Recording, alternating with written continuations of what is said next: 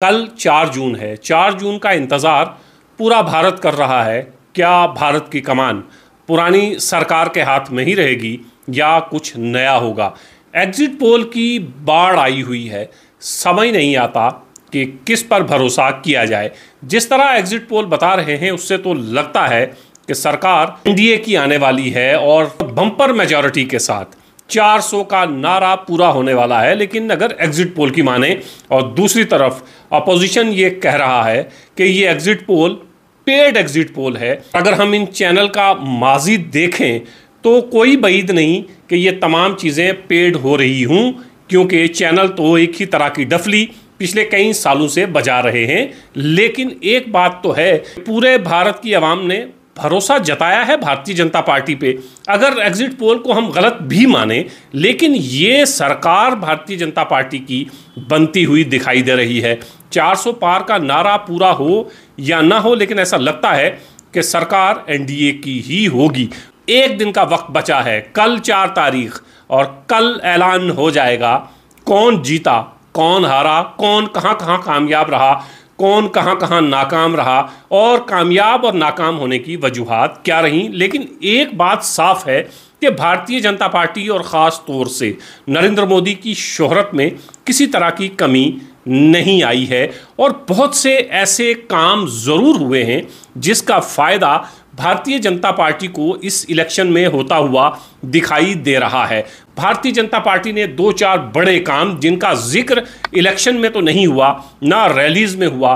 Rallies में Bharatiya Janata party ने अपने काम कम गिनवाए और दूसरी चीज़ें जिसके लिए भारतीय जनता पार्टी बहुत मशहूर है उस पर ज़्यादा बातें की। अगर हम गोल्डन कार्ड की बात करें तो 5 लाख तक का इलाज फ्री में गरीब लोगों का हो रहा है। और अगर हम जम्मू कश्मीर की बात करें तो जम्मू कश्मीर में कोई गरीब है, अमीर है, मुलाजिम है या गैर मुलाजिम है, तमाम के तमाम लोग 5 लाख रुपए का इलाज हर साल करवा सकते हैं। और उसके बाद किसानों के खाते में हर महीने 1000 रुपये आना।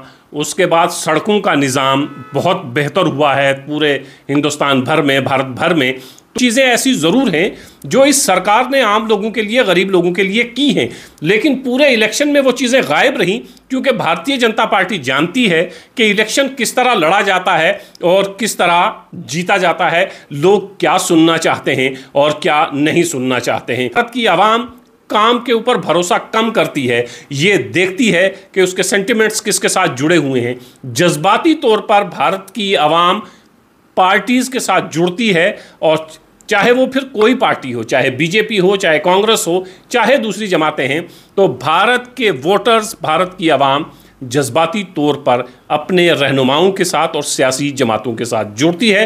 काम का जिक्र कम होता है इसीलिए क्योंकि सियासी रहनुमा भी जानते हैं कि काम का जिक्र करना फजूल है, जज्बाती नारे लगाइए और ये आवाम जज्बात की रो में बहकर हमें वोट करेगी। एग्जिट पोल आपके सामने। एग्जिट पोल को अगर गलत भी माना जाए तो लगता यह है कि सरकार भारतीय जनता पार्टी की बन जाएगी, लेकिन इंडिया अलायंस ये मानता है कि सरकार इस बार इंडिया अलायंस की बनेगी। जम्मू कश्मीर पर आते हैं। जम्मू कश्मीर की 5 सीटें, 5 में जो एग्जिट पोल है वो ये बता रहा है कि 2 सीटें भारतीय जनता पार्टी, 3 सीटें नेशनल कॉन्फ्रेंस के हिस्से में जाएंगी।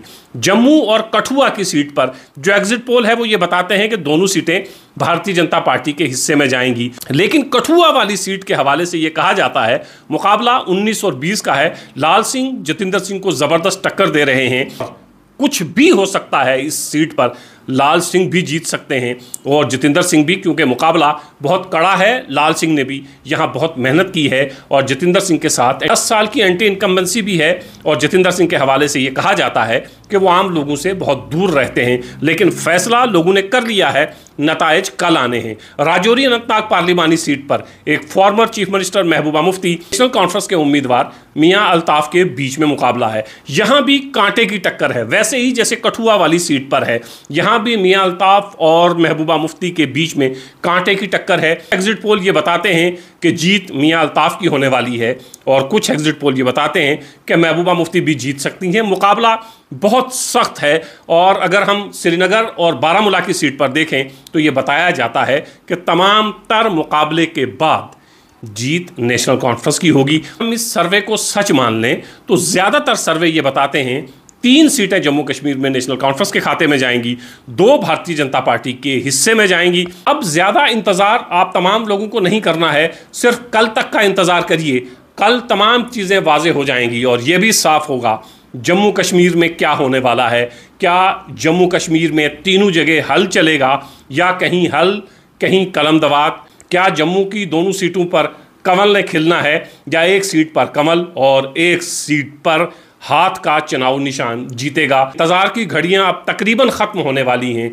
कल तमाम चीज़ें हमारे सामने होंगी कि कौन जीता और कौन हारा। लेकिन एक उम्मीद जम्मू कश्मीर के अवाम को ये ज़रूर है कि जो भी जीत कर पार्लियामेंट में पहुंचेगा, इस बार कम से कम जम्मू कश्मीर की अवाम की बात करेगा, अवाम का ख्याल रखेगा। माजी में हमने देखा कि हमारे मेंबर पार्लियामेंट जम्मू कश्मीर के हवाले से पार्लियामेंट में कम बोले और बाकी इश्यूज़ पर ज़्यादा बोले। इस बार उम्मीदें इसके बिल्कुल बरक्स हैं, ख़ास तौर से कश्मीरी अवाम को, कश्मीरी वोटर्स को, क्योंकि कश्मीरी 36 साल के बाद घरों से बाहर निकला है, एतमाद जताया है जमहूरियत पर। कश्मीरियों ने जमकर वोट दिया है, बड़ी तादाद में वोट दिया है। अब जो भी पार्लियामेंट में पहुंचे उसे कम से कम इस चीज़ का ख्याल